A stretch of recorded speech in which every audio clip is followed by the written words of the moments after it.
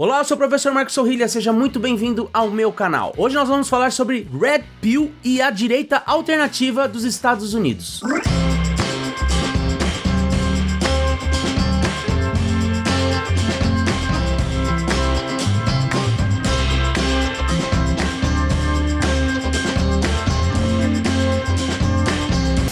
Nos últimos meses, muito se discutiu a respeito de falas machistas proferidas por líderes de um movimento auto-intitulado de Red Pill, ou Pílula Vermelha. O que pouco se falou foi a respeito das origens desse movimento e as relações umbilicais que ele possui com a extrema-direita americana, o que nós podemos chamar de direita alternativa. Então esse vídeo é sobre isso. Eu quero explicar como a Red Pill, ela se vincula a uma visão não apenas misógina da sociedade, mas ela foi produzida num contexto de guerra cultural travado pela extrema-direita americana no seu combate a uma suposta hegemonia de esquerda. Então, antes de eu trabalhar esse assunto, eu peço que você deixe um like no vídeo, se inscreva no canal caso não seja inscrito, caso não seja inscrita, e compartilhe esse conteúdo com seus amigos, com suas amigas. Trata-se de um assunto polêmico, mas que eu julgo muito necessário, e por isso eu conto com a colaboração de vocês para que ele chegue a mais pessoas, beleza? Para quem não sabe, a alt-right, ou a direita alternativa, é uma ramificação da direita dos Estados Unidos que surgiu com mais força a partir de 2008, depois da crise do subprime e da eleição do Barack Obama. A gente chama de direita alternativa porque eles são diferentes da direita mainstream que existia até então, porque eles possuem posicionamentos mais radicais em temas relacionados à raça, gênero, religião, além de possuírem uma concepção mais nacionalista de sociedade e também serem menos democráticos. Mas como é que foi que eles chegaram nessas ideias? Pois é, no contexto do final da expansão da globalização, em 2008, diante da alta de desemprego junto à classe média branca americana e a perda do poder de compra junto a essas camadas, começou a surgir uma espécie de ressentimento em relação ao Estado e aos governos que teriam sido incapazes de defender os interesses desses sujeitos. Enquanto isso, eles viam emergir o aumento das pautas multiculturais em defesa de gênero, orientação sexual, racial, não apenas em produtos que eles consumiam, produtos culturais, mas também como políticas públicas. E a partir daí começaram a construir uma explicação de que essas duas coisas andavam juntas, ou seja, o enfraquecimento dos setores médios da sociedade ocidental e a ascensão de pautas inclusivas. Tudo isso faria parte, segundo eles, de um grande projeto de infiltração comunista dentro do Estado, das grandes empresas e da mídia, para a destruição dos valores que eles entendiam como próprios da civilização ocidental, caracterizada pelo capitalismo, pelo nacionalismo, o cristianismo e um modelo patriarcal de família. E essa interpretação, essa forma de entender a realidade, somente foi possível por meio de uma releitura do que foi a história do mundo nos últimos 40 anos. Segundo a alt-right, nesse lapso de tempo, a esquerda teria sido a grande vencedora do debate cultural, da guerra cultural que se instalou após o final da Guerra Fria. Naquele período, os comunistas teriam entendido que haviam perdido a batalha no campo econômico e que agora apostavam na continuação dessa guerra contra o capitalismo, só que no campo cultural. Para isso, a esquerda, segundo eles, teria se valido de métodos e estratégias próprias da escola de Frankfurt, que chegaram nos Estados Unidos durante a Segunda Guerra Mundial. Os intelectuais da escola de Frankfurt teriam então disseminado uma espécie de marxismo combinado com a psicanálise, que deu fruto no terreno fértil do hedonismo pós-revolução de 1968 e da sociedade de lazer. Assim, as ideias de teóricos como Herbert Marcuse e Theodor Adorno teriam culminado então a partir da década de 1980, com a ocupação por parte dos seus seguidores das cúpulas das mais importantes instituições culturais do país, as universidades, os estúdios de Hollywood e também os grandes veículos de comunicação. A essa ocupação, Mencius Marburg, um dos principais líderes da direita alternativa dos Estados Unidos, chama de a Catedral. Marburg é um engenheiro de software de São Francisco, dono de uma startup chamada Tron. Essa não parece, mas é sim uma informação importante, porque os fios que ligam esses vários segmentos e ideias da direita alternativa americana têm seus nós amarrados por meio dos setores de tecnologia nos Estados Unidos. Mas voltando ao Malburg, para ele, a catedral seria formada pelo complexo intelectual americano, que inclui justamente a imprensa, as universidades e Hollywood, e que pode ser equiparado ao que ele chama de teocracia ateísta. O que isso quer dizer? Que para ele, a relação entre a catedral e o governo seria tão imbricada quanto foi entre a igreja e os estados na Idade Média. Por isso ele sugere que hoje separar a igreja do estado seria a mesma coisa que separar Harvard dos governos. Porque é em Harvard que a verdade é criada e imposta aos cidadãos comuns por meio da mídia, com o respaldo das leis criadas pelo Estado. E isso se daria não apenas nos Estados Unidos, mas em todo o mundo. A catedral e a teocracia ateísta funcionariam como uma espécie de pílula azul do filme de Matrix, que torna as pessoas alienadas da realidade que elas vivem e escravas do sistema. Em contraposição, o Malburg se apresenta como o vendedor da pílula vermelha, que, seguindo a analogia do filme, aliás, se você não viu Matrix, pelo amor de Deus, pare esse vídeo, vai ver Matrix e depois volta pra cá. Não, quer dizer, termina esse vídeo, vai ver Matrix e vai dar tudo certo. E seguindo a analogia do filme, é essa pílula aquela capaz de dar às pessoas a possibilidade de enxergar a verdade que existe por trás das cortinas deste mundo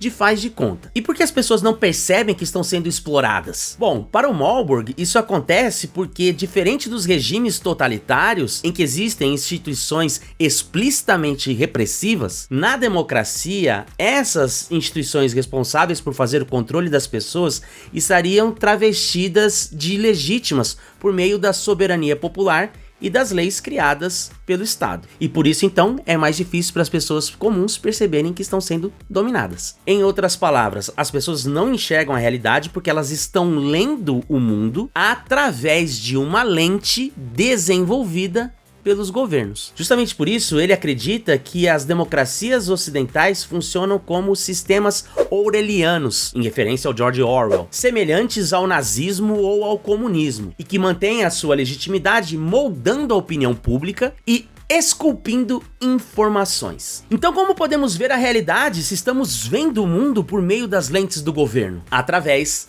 da Red Pill, da pílula vermelha. Remember, all I'm offering is the truth, nothing more.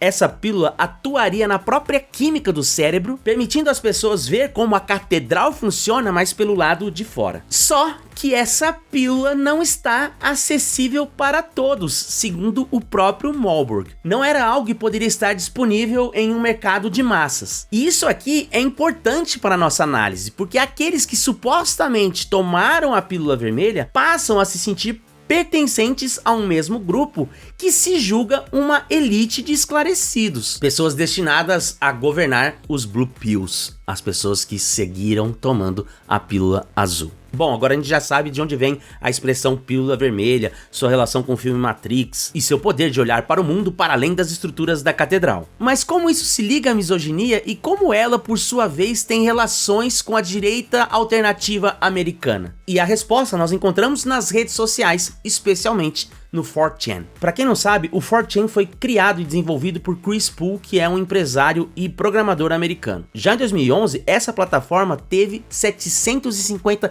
milhões de acessos por mês. O sistema de postagem do 4chan é bastante simples. Os usuários podem criar postagens em qualquer um dos quadros de mensagens disponíveis no site. Cada quadro é dedicado a um tópico ou tema específico, como videogames, animes, tecnologias, entre outros. As postagens são organizadas por tópicos ou threads, onde os usuários podem discutir ou responder a outras postagens. As postagens são organizadas por canais de maneira cronológica. No entanto, os tópicos mais bem-sucedidos, ou seja, aqueles que têm mais interação, permanecem na página principal por mais tempo, enquanto os menos populares são apagados. E depois de um certo tempo, tempo, os tópicos com mais acesso são arquivados. Em seu início, esse site era majoritariamente frequentado por pessoas aficionadas por animes japoneses, mas em pouco tempo foi se convertendo numa espécie de submundo de machos betas, ou seja, aqueles homens que pensavam que não conseguiam ter destaque na sociedade e por isso iam até essas plataformas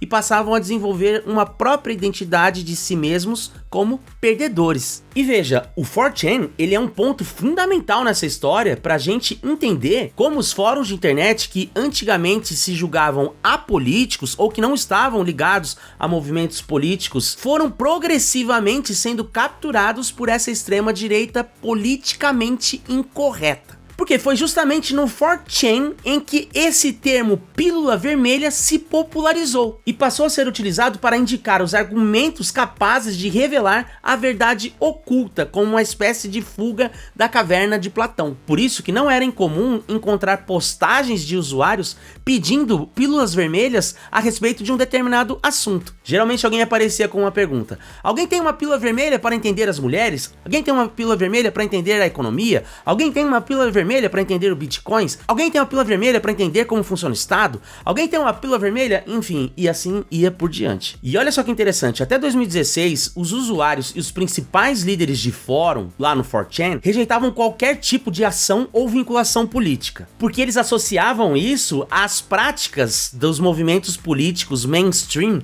que defendiam os direitos humanos. Aqueles responsáveis por transformá-los em homens perdedores e dar ao 4chan a única oportunidade deles se expressarem. Mas isso mudou meses antes da eleição americana daquele ano. Os líderes e usuários de elite do 4chan festejaram a candidatura de Donald Trump à presidência dos Estados Unidos, pois entendiam que era uma oportunidade para combater o feminismo e fazer chegar à Casa Branca um homem de verdade. E aqui é preciso esclarecer, para essa galera o feminismo é uma das coisas que foram criadas pela catedral para destruir os valores ocidentais, porque supostamente servem para desestabilizar a família tradicional, empoderando as mulheres que deixariam de agir como mães ou donas de casa e também contribuindo para a afeminação dos homens. E assim, com a crescente popularidade do feminismo e o surgimento de movimentos como o Me Too, um masculinismo antifeminista começou a se desenvolver, muitas vezes sendo alimentado pela direita online. E esse mundo masculinista antifeminista foi batizado com o nome de androsfera. Agora, é bom que se diga que a androsfera não é um ambiente homogêneo e sim ocupado por várias tribos diferentes. Uma delas são os incels. Os incels são os homens que se intitulam como rejeitados pelas mulheres ou então celibatários à contravontade. E eles encontraram então no 4chan uma forma de se organizarem e passaram a criar comunidades de pessoas altamente ressentidas, ou os machos betas. E por que eles se sentem assim? E aqui está um dos principais motivos para a gente entender toda essa frustração. A grande maioria dos usuários do 4chan se identifica como NEETs, uma sigla para Not in Employment, Education or Training, ou seja, pessoas sem emprego, sem educação e sem treinamento. Seriam homens jovens, desempregados ou com empregos precários, que vivem na casa dos pais e têm pouco contato com mulheres. Mas por que se chamar de perdedores?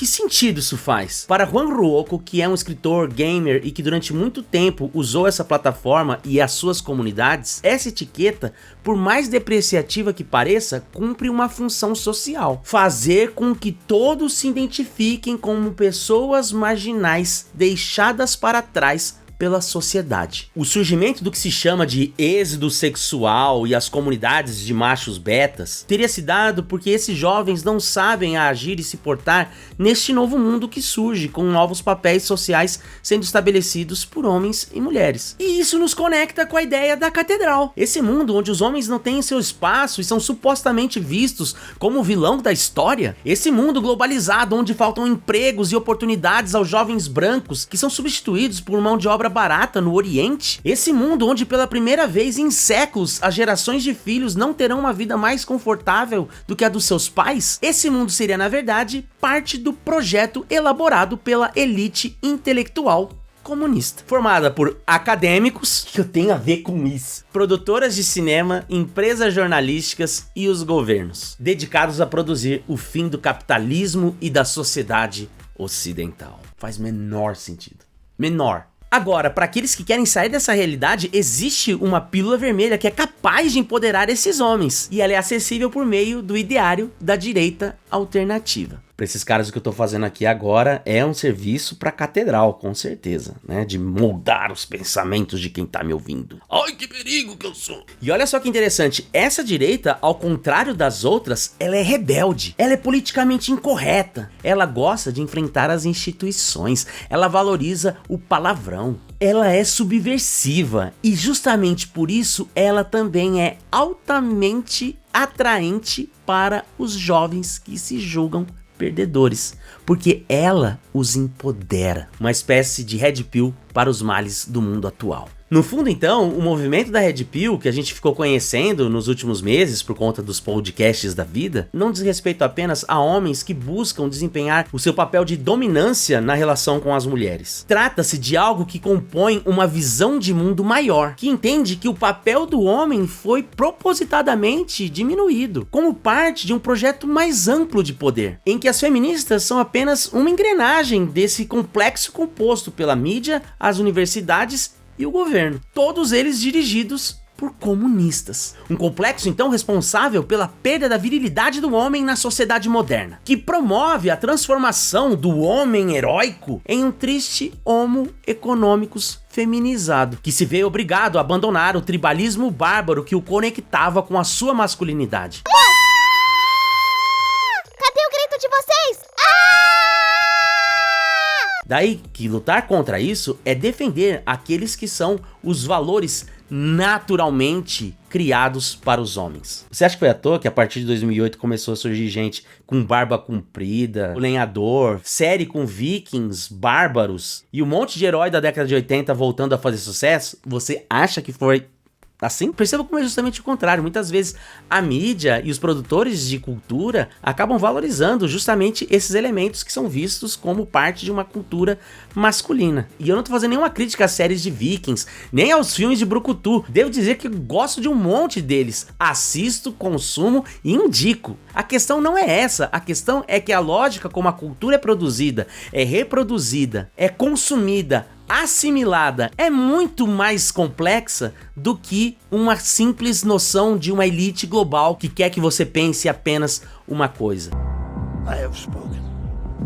E foi assim que movimentos como esse levaram o Trump ao poder em 2016, o que demonstram que não são apenas grupos apolíticos, que defendem o prazer de tomar Campari e falar mal de mulheres. Ainda que involuntariamente e de maneira até mesmo inconsciente, muitos deles fazem parte de um novo tipo de direita que se reivindica conservadora, mas que na verdade quer provocar uma espécie de rebelião das maiorias silenciosas para fora da Matrix. Bom, esses eram os assuntos que eu queria conversar com vocês a respeito da pílula vermelha e das suas relações com a alt-right americana. Tudo isso que eu falei eu retirei de um ótimo livro escrito pelo Pablo Stefanoni e que se chama A Rebeldia se Tornou de Direita, que eu sempre que tenho oportunidade gosto de indicar para vocês e para todo mundo que me pergunta como fazer para entender o surgimento da direita americana e dessas direitas alternativas pelo mundo. Esse livro vai no cerne da questão. E olha só, esse é apenas um sub-item de um capítulo que ele escreveu. Tem muito mais coisa lá que você pode ler para entender como funciona essas direitas pós-fascistas, reacionárias, paleo-reacionárias, enfim, tem uma série de terminologias que ele explica direitinho no livro. E não se esqueçam de escrever nos comentários o que vocês acharam desse vídeo, se vocês já conheciam o livro do Pablo Stefanoni, se vocês já conheciam essa relação entre o masculinismo, a pílula vermelha e a direita alternativa americana, enfim, não se esqueça de deixar os seus comentários e interagir, eu sempre volto para responder as pessoas que comentam o meu vídeo. Deixem também um like e se inscrevam se vocês não são inscritos. Afinal de contas, se vocês chegaram até o final do vídeo, é sinal que vocês gostaram. Então aproveite já para deixar um like e se inscrever. Nos vemos no próximo vídeo. Um grande abraço. Tchau, tchau.